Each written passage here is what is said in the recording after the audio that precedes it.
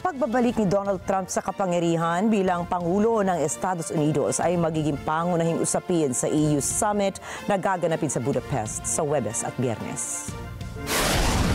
Bagamat binati ng mga European leaders si Trump, nananatili ang kanilang pangamba sa posibleng pagkawala ng suporta ng US sa Kyiv sa digmaan sa Ukraine at ang commitment nito sa NATO. May banta rin ng posibleng magpataw ng dagdag na taripa sa mga produkto ng EU na papuntang US. Dagdag pa rito, nagkawatak-watak ang tatlong partidong pamahalaan ng Germany nitong Miyerkules matapos tanggalin ni Chancellor Olaf Scholz ang kanyang finance minister. Nagdulot ito ng paghimok ng oposisyon kay Scholz na payagan ang isang vote of confidence at agarang masimulan ang general election sa Enero.